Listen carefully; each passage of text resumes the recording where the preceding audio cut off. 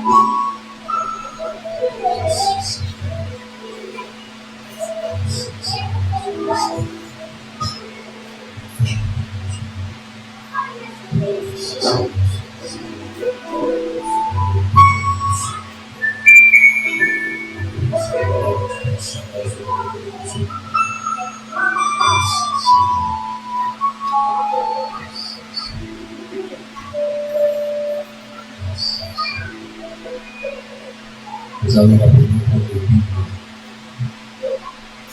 Vous allez lire Exode chapitre 7, à verset 6. Exode chapitre 7, verset 1 à 5. Le temps que nous traitons ce matin, Adonai est au milieu de nous. Adonai est au milieu de nous. Exode chapitre 7, à partir du verset 1 au verset 7.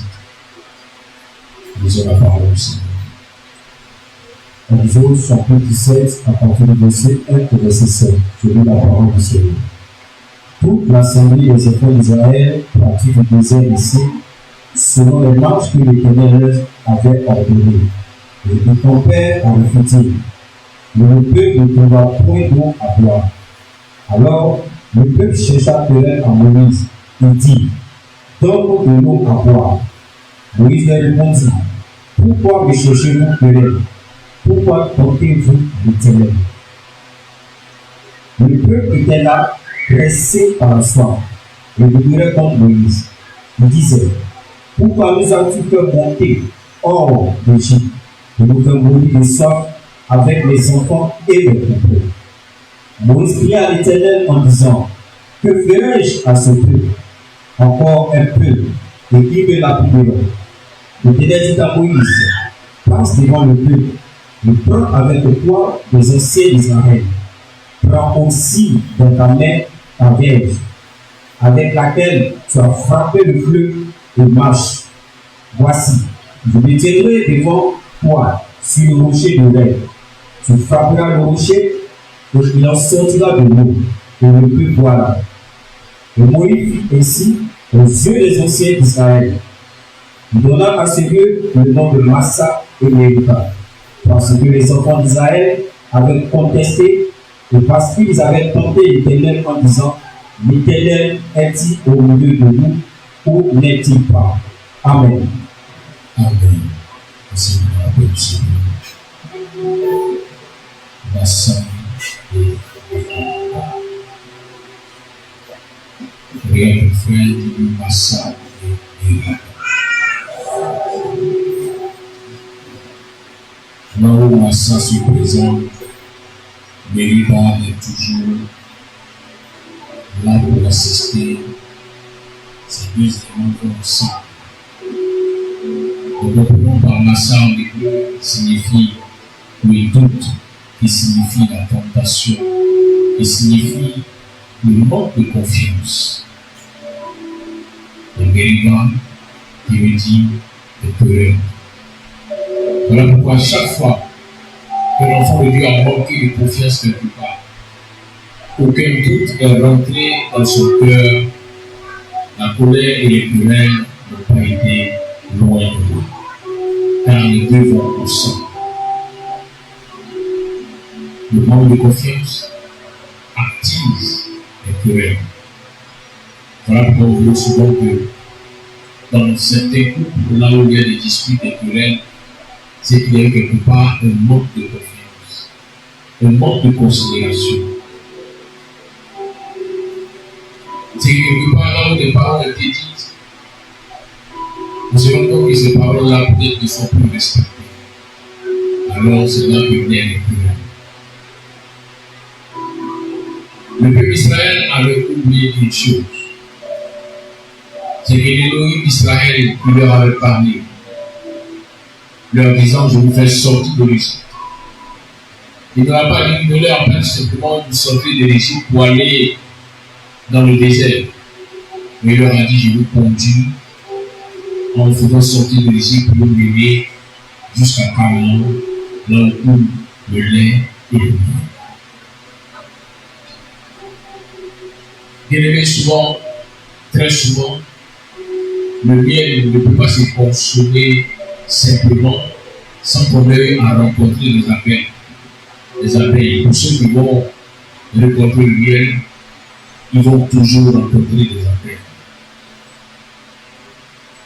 Et à chaque fois que le Seigneur a dit à ses enfants, je vous conduis pour boire le miel, pour manger le miel et pour boire le lait, il y a toujours une preuve qui doit amener l'enfant de Dieu à être confiant ou confiant en Adonai.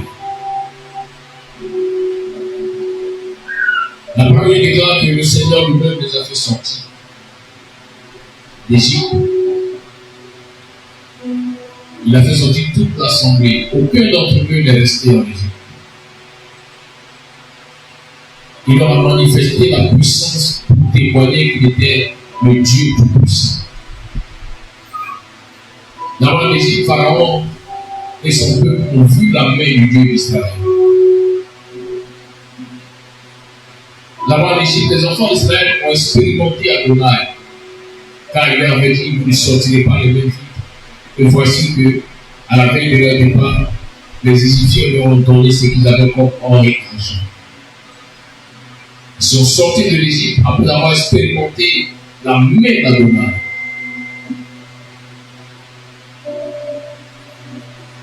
Mais lorsqu'ils arrivent dans le désert,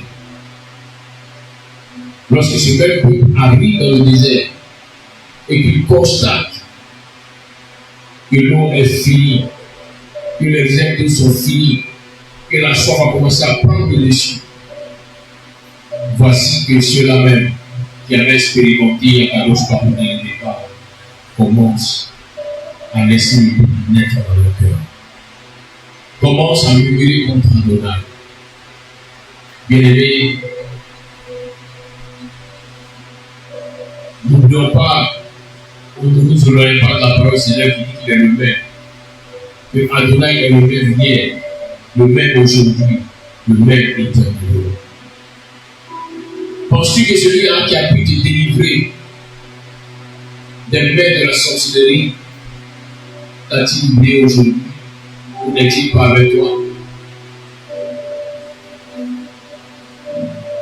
As-tu oublié celui qui a pu intervenir là où la mort était au rendez-vous et il t'a arraché des mains de la mort? Pourquoi aujourd'hui, encore tu veux laisser le doute dans ton cœur pour dire, est-ce que le Seigneur est avec nous? Est-ce que le Seigneur est au milieu de nous? Bien, si tout est calme, que tout marche bien, comme sur les roulettes, c'est qu'Adonai t'a oublié. Mais quand il permet que les situations complexes, compliquées, difficiles se présentent à toi, c'est que El Shaddai veut t'amener à compter que sur lui seul, veut t'amener à regarder à lui seul, veut t'amener à admettre et accepter qu'il est le seul qui t'a pris dès le départ et le seul qui te conduira jusqu'à ton port. Il y a un moment où tu as tellement confiance en toi que le Seigneur permet les situations pour te déstabiliser afin que tu ne fondes ta confiance que sur le seul. Il savait que l'eau était en train de finir, mais il n'a pas intervenu. Il savait que ta situation était en train de se compliquer, mais il a laissé la situation aller encore. Avec ce moment, il dit, mais Seigneur, es-tu avec moi ou n'es-tu pas avec moi? Quand je fais l'effort de marcher dans ta parole, je fais l'effort de faire ce que tu demandes. Mais comment se fait-il que l'eau peut finir? L'eau qui est source de vie, comment elle peut finir? Mais tu me dis que tu veux venir à la mort. Non, bien-aimé, je vais te dire en ce jour que ce n'est pas le cas. Ce n'est pas le cas que le Seigneur veut t'amener à la mort. Mais le Seigneur veut baisser un peu ton zèle pour réactiver un zèle nouveau pour t'amener à mieux l'expérimenter dans une autre dimension. Retenez ceci, qu'à chaque fois que l'eau manquera dans ta vie, dans ta maison, ne murmure pas, ne te plaît pas. Ne cherche pas, peut-être même, à t'acquisiteur à tort pour dire c'est parce que j'ai fait ceci, j'ai fait cela. Non. Ça, c'est ce que le diable a à l'intérieur, tout ce que le diable veut développer en toi. Pour que tu puisses dire non, certainement, c'est parce que j'ai marché à gauche que l'eau est finie. C'est parce que j'ai marché à droite que l'eau est finie. Non, bien aimé. Les enfants israélites qui sont sortis de l'Égypte suivaient l'ange de l'Éternel, marchaient dans le désert. Personne n'est allé à gauche ni à droite, mais l'eau est finie. La soif s'est présentée. Les difficultés ont été là. Imaginez bien dans le désert, là où le soleil, à l'ombre, le soleil fait 50, 60 degrés. Et on dit que les hommes sont en train de marcher. Ils n'ont pas l'ombre d'un arbre. Ils marchent, mais il n'y a plus de l'eau. Et le Seigneur ne dit pas non, comme il n'y a pas de l'eau, alors reposez-vous. Non, il continue de marcher. Parce que l'ange qui est devant ne s'est pas arrêté. Alors, ils vont commencer à avoir le doute. Ils vont commencer à se poser la question, est-ce que Moïse n'est pas venu pour nous tuer? Parce que tel que les choses se présentent, il n'y a aucun signe. Quand on regarde à l'horizon, il n'y a pas un lac, il n'y a pas un fleuve, il n'y a pas une oasis. Mais il nous demande de continuer de marcher parce que l'ange est en train de marcher. Est-ce que Moïse ne s'est pas trompé? Ou est-ce que Moïse n'a pas été envoyé par le diable pour nous tuer dans le désert? Voici les pensées qui ont commencé à animer les enfants d'Israël face à l'épreuve. Face à l'épreuve, ils ont commencé à murmurer contre Moïse. Et Moïse, ne sachant quoi faire, s'est tourné vers Adonai. Souvenez-vous que Moïse aussi était un homme comme eux. Donc pendant qu'il avait soif, Moïse aussi avait soif. Mais la Bible dit que c'est le peuple qui a murmuré contre Moïse. Moïse n'avait pas allé vers Adonai. Oui, mais Seigneur, Seigneur, regarde comment ton peuple murmure. Chose bizarre, Moïse n'a pas dit Seigneur, nous avons soif. Parce que moi-même, Moïse aussi, ma bouche n'a plus d'eau. Mais Moïse dit Seigneur, regarde ton peuple qui murmure. Et il reste un peu qui vont chercher à me ôter la vie, à me lapider, à me tuer.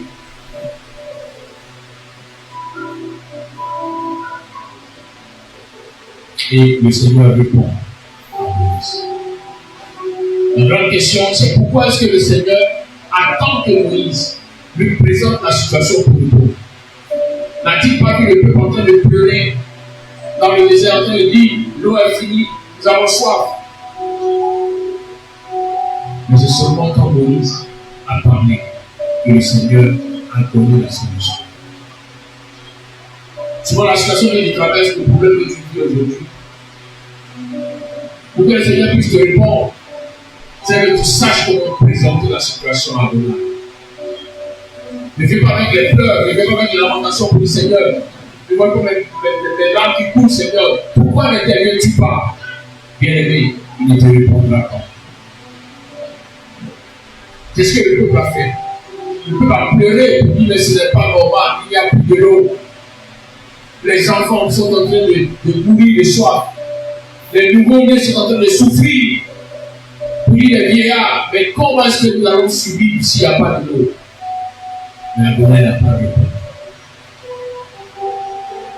Pour te dire, bien-aimé, que le Seigneur connaît la situation que tu vis aujourd'hui. Le Seigneur sait dans quoi tu es aujourd'hui. Mais tant que tu n'auras pas l'esprit supérieur, tant que tu n'auras pas l'intelligence de cet esprit, pour savoir comment présenter les choses au Seigneur, il n'interviendra pas. Mon cher ami, Moïse avait l'esprit supérieur. Et voilà pourquoi Moïse avait dit Seigneur dans mon soif. Il dit non, Seigneur, ton peuple murmure. Mais Seigneur, il y a quelque chose pour laquelle tu vas intervenir, c'est qu'ils veulent me lapider. Ils sont prêts à me lapider. Voici quand Moïse présente les choses au Seigneur. Voici quand Moïse présente les choses au Seigneur. Le Seigneur répond à Moïse. Le Seigneur donne les instructions pour que le peuple s'envoie de l'eau à moi. Pourtant, Moïse n'a pas demandé de l'eau à Adonai. Il a simplement dit regarde leur comportement. Regarde leur comportement vis-à-vis de moi. Regarde les idées qu'ils ont commencé à avoir dans la tête vis-à-vis de moi. Bien aimé, il y a des moments quand tu vois Adonai intervenir, arrête de planifier sur la situation. Arrête de rappeler au Seigneur ce qu'il connaît déjà. Réponds-lui quelque chose. Une chose au travers de laquelle les hommes voudront peut-être minimiser son nom. Une chose au travers de laquelle les hommes voudront peut-être se rire de toi qui marche avec Adonai. Aujourd'hui, peut-être ton problème, c'est que dans ton foyer, il y a l'instabilité. Il y a comme un petit malheur qui est arrivé. Là, tu n'es pas totalement en paix. Mais le fait de dire, Seigneur, regarde mon foyer, je souffre. Regarde mon mari, comment il me fait souffrir. Regarde ma femme, comment il me fait souffrir. Bien que le Seigneur ne répondra pas. Il ne répondra pas. Parce que tu ne fais que dire ce qu'il connaît déjà. Mais ne lui présente pas l'essentiel pour l'amener à intervenir. L'essentiel, c'est de dire, Seigneur, souviens-toi, le jour où j'ai dit oui devant tout le monde, devant sa famille, devant ma famille, le jour où j'ai levé la pour dire, Seigneur, je l'aime, devant les entités, devant les démons, devant les hommes. Oh Seigneur, si cette situation de mécontentement continue dans mon foyer, je suis sûr, Seigneur, que nos ennemis se moqueront de moi. Et en se moquant de moi, ils se moqueront aussi du Dieu que j'adore. Père, viens remédier à ma situation. Bien-aimé, le Seigneur est terrible. Parce que tel que tu lui présentes la situation, il voit son intérêt, il voit son rôle, il va intervenir. Mais tant que tu seras focalisé sur Seigneur, Seigneur, je ne sais pas, est-ce que je ne me suis pas trompé? Est-ce que c'est mon mari? Est-ce que c'est ma femme? Seigneur, Seigneur. Le diable va profiter de l'occasion pour te donner des rêves très bizarres. Et tu risques de dire non, certainement le Seigneur n'est pas dans cette situation. Voilà pourquoi plusieurs ont fait pour détruire leur maison, pour détruire leur foi. Parce qu'ils n'ont pas su comment parler au Seigneur. C'est comme plusieurs ont dit, c'est le bien-aimé dans la marche de la foi, il y a des niveaux de marche. Quand Matthieu 7, verset 7 parle de comment parler au Seigneur, la première chose dit demander, il vous sera donné. Ça, c'est le langage des bébés dans la foi, des bébés spirituels. Voilà pourquoi un nouveau-né n'a pas besoin de connaître le nom de sa mère. Mais quand le nouveau-né commence à pleurnicher, à pleurer, à demander, sa mère lui donne sans chercher à comprendre. C'est parce qu'il a mal au pied, c'est parce qu'il a mal à la tête. Mais elle lui donne seulement parce qu'il est en train de crier. Mais cet enfant aujourd'hui qui est nouveau-né, demain ne sera plus un nouveau-né. Demain il grandira. Demain il va arriver même que pendant qu'il est en train de pleurer, sa mère lui dit, je viens, je suis en train de travailler. Pourquoi? Parce que maintenant il a grandi. Alors, il doit insister. Il doit insister. Car après demander où sera donné, il dit frapper. Il dit frapper. Quand tu frappes, souvent tu peux sentir la douleur en tes doigts parce que tu es en train de frapper à une porte peut-être en fer ou en bois, mais tu es en train de frapper à quelque chose. Ça, c'est le stade des enfants spirituels. Tu as quitté le niveau du bébé, tu es au stade maintenant des enfants. Dieu ne pourra pas se manifester rapidement quand tu vas ouvrir la bouche. Mais c'est par persévérance et par insistance que le Seigneur pourra agir. Il faut que tu frappes. Arrête de prêcher comme un bébé.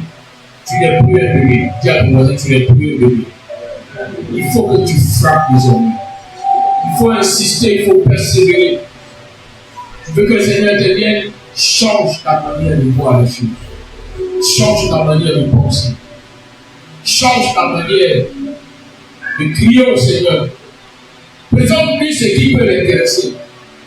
Et arrête de lui présenter tes pleurs comme un bébé. Car tu as grandi. Car tu as grandi. Le peuple d'Israël avait expérimenté Adonai en Égypte. Mais quand ils sortent de l'Égypte, ce n'est plus le même niveau d'expérience. L'ange éternel est devant eux. Eux tous voient l'ange éternel. Mais l'eau a manqué. La soif est présente. Pour te dire ce matin que tu peux continuer de voir toujours des visions, des révélations. Le monde spirituel peut s'ouvrir à toi. Mais le manque est dans ta vie. Le besoin du travail se fait sentir. Le besoin financier se fait sentir. Parce que tout a calmé. Maintenant, tu as soif. Soif de paix. Soif de bonheur. Soif de prospérité. Soif de matériel. Et au lieu de chercher à comprendre comment parler à Adonai, tu as commencé à murmurer contre la situation. Tu as commencé même à mettre ta colère souvent sur tes frères et sœurs qui n'ont rien à voir avec ce que tu vis. Il est temps de lever les saisir. Il est temps de ne pas laisser Massa prendre forme dans ton cœur. Car là où le doute vient, tu ouvres une porte au ténèbres facilement. Dans le manque de confiance vient, tu motives les ténèbres à agir fortement dans ta situation.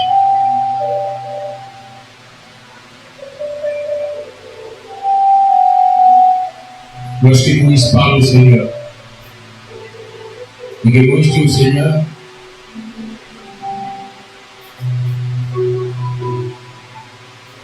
il faut que tu interviennes. Ta parole a dit, Seigneur, que je dois être conduit jusqu'à l'entrée de ta maison, jusqu'à ta maison.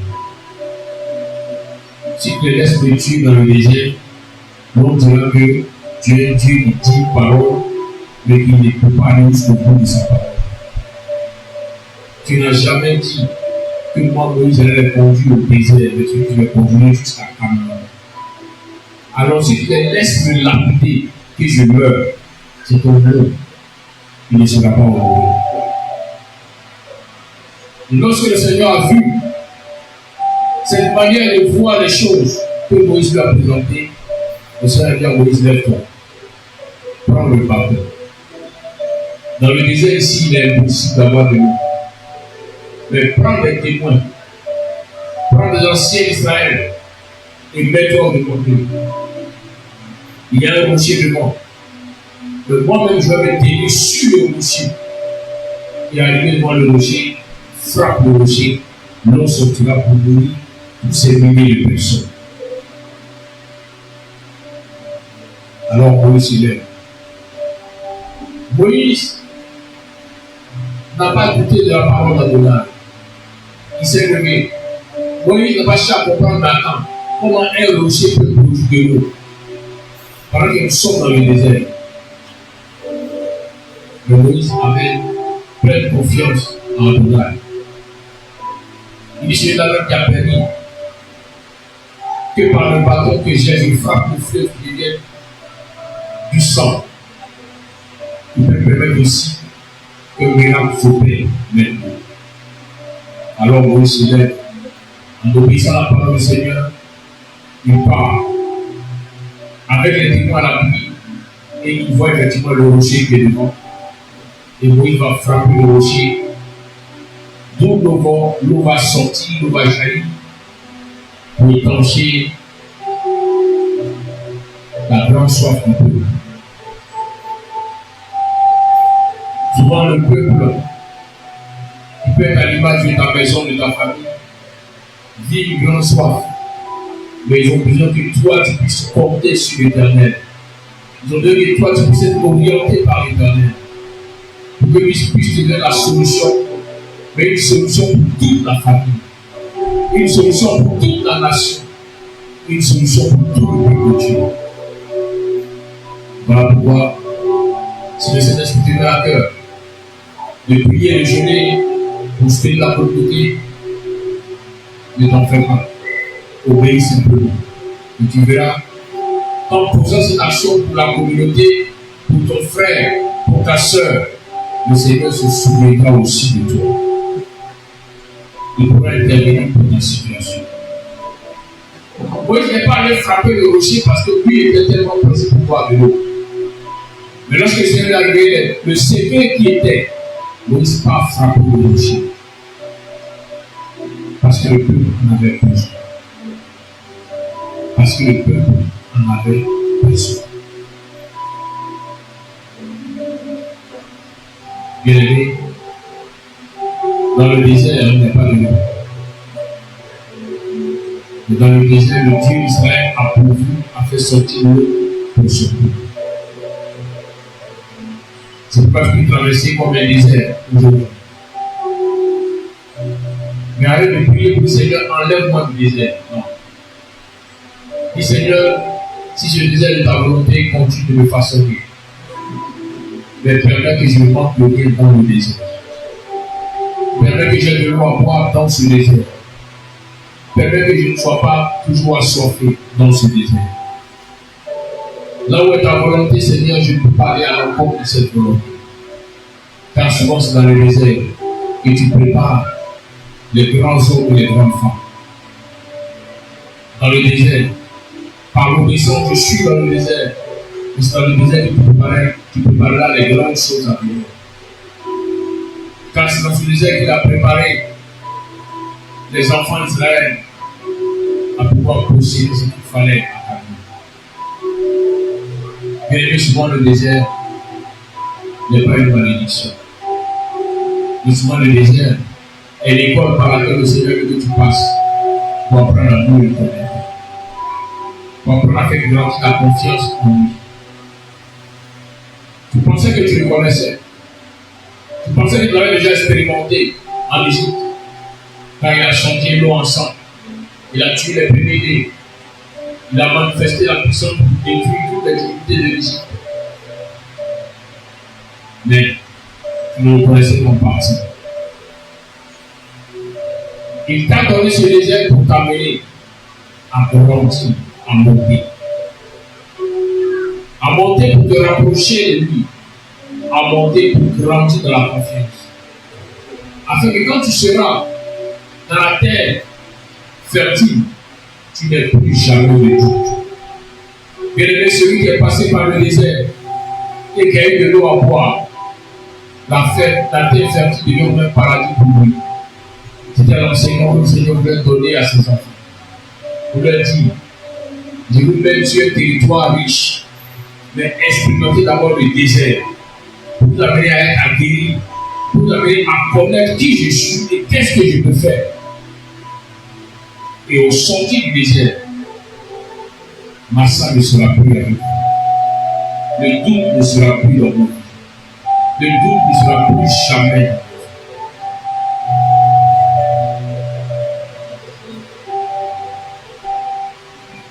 Dans ce désert, Adonai a montré qu'il était avec son peuple. Et plus tard, l'apôtre Paul va recevoir la révélation de ce qui s'est passé dans le désert, là où le peuple avait eu le doute contre le Seigneur. On va comprendre 1 Corinthiens chapitre 10. À partir de son verset 1 au verset 6, il est écrit ceci.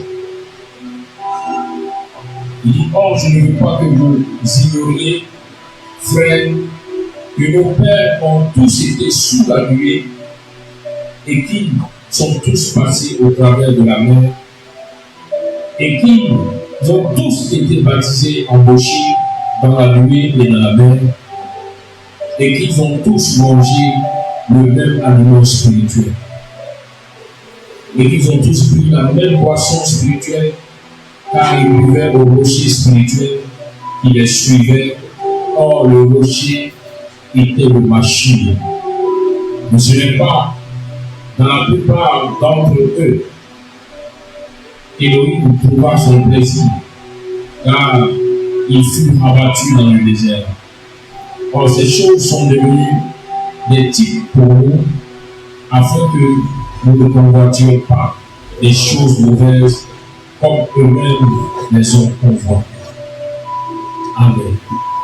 L'apôtre ici a reçu la révélation du rocher du désert. L'apôtre ici a compris que lorsque le Seigneur a donné de l'eau à son peuple, lorsque le Seigneur a permis que Moïse frappe le rocher, ce rocher n'a plus jamais quitté le peuple. En d'autres termes, quand le peuple avançait, dans le désert, après qu'ils aient eu à étancher les soifs, le rocher aussi les suivait. Quand le peuple avançait, le rocher aussi avançait. Et Paul dit que ce rocher, c'était le Mashiach, c'était le Messie, c'était le Christ qui était avec son peuple et qui les conduisait, qui les assistait, qui leur montrait qu'il était avec eux, Emmanuel. Voilà pourquoi ce matin il était dit que le même rocher qui a permis que l'eau sorte de ton soif hier est le même rocher qui est avec toi aujourd'hui. Il n'a pas changé, il est le même. Il peut te sembler avoir oublié qu'il t'a accordé cette grâce et bénédiction hier. Mais lui, n'oublie jamais, lui ne change pas. Il est toujours là avec toi. Il est toujours là d'assistant. Le même qui t'a permis d'avoir ce travail est le même qui est toujours là avec toi aujourd'hui. Là où tu sens comme si le travail est en train de vivre une tempête. Là où tu sens comme si le vent devient violent dans ce travail.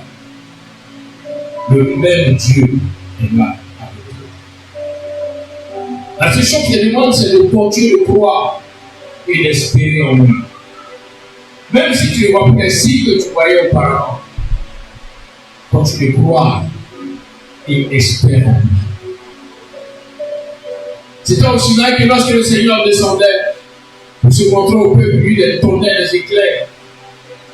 Mais après le Sinaï, le même Dieu est avec le peuple.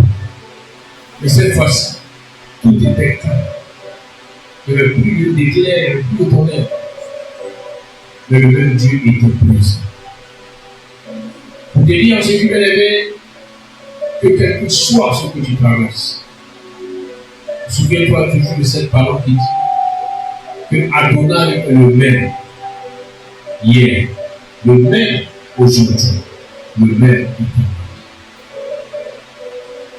Souviens-toi que Yeshua qui a payé le prix pour toi à la croix, qui a accepté de mourir pour que ta vie soit rachetée, est le même qui est monté à la croix, le même qui a accepté de mourir, le même qui a son esprit aujourd'hui avec toi. Alors arrête de douter, arrête de te plaindre, arrête de murmurer, mais mets toute ta confiance en Dieu. Même si tu ne le vois pas, mais il est toujours là.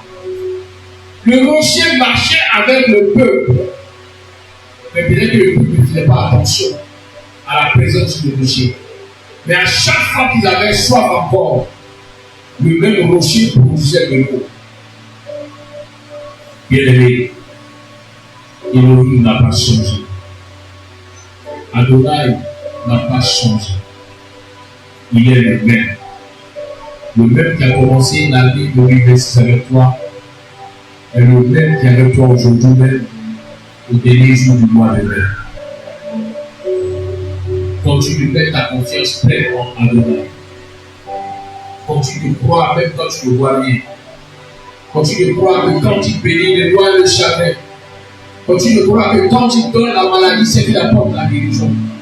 Continue de croire que là où il peut que tu pleures, Salomon a dit, il y a un temps pour pleurer, mais il y a un temps pour rire. S'il a permis que tu pleures aujourd'hui, c'est qu'il va te faire rire demain. Continue de croire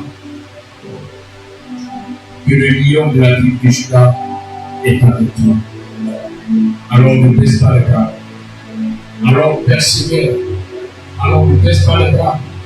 Alors aie toujours confiance. Même quand tu ne ressens plus la présence de Dieu, ça ne veut pas dire que le Seigneur n'est pas là. Mais ça veut dire que tu as commencé à grandir. Il te faut aller à un autre niveau. Il a dit à l'apôtre Jean, monte ici. Monte ici. Quitte à ce bas niveau et monte ici pour voir les choses que tu ne peux pas voir en étant en bas. Bien-aimé, voici les réalités spirituelles.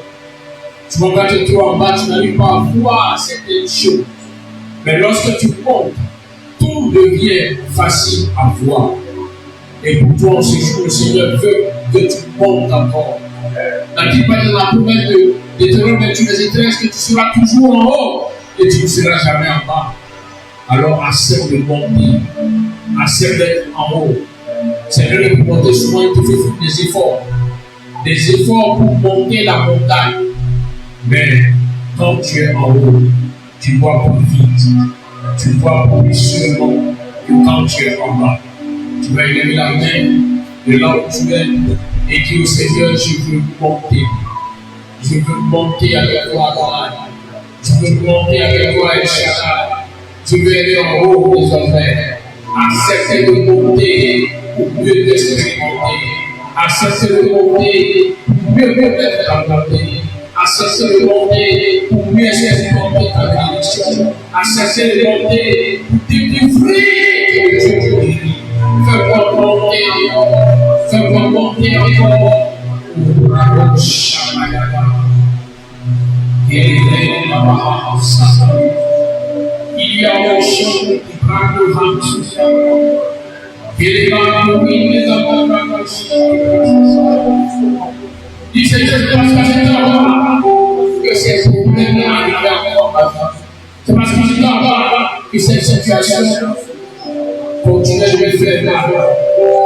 Mais si je tombe sur mon corps, elle ne pourra pas m'atteindre.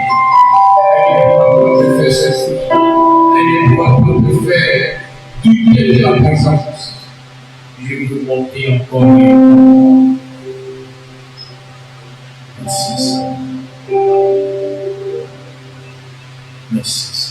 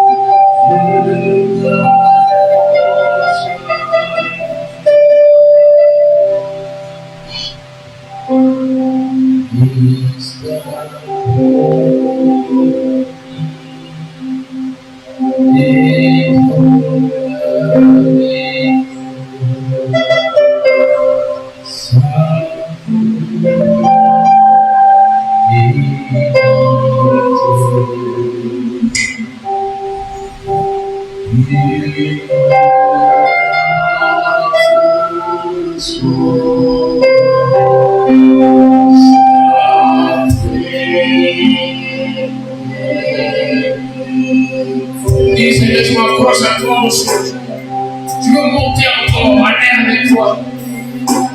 Oh, je ne veux pas avancer seul, mais toujours avec toi. Oh, là, je reste que tu es fidèle. Fidèle en tout temps, fidèle en toutes circonstances.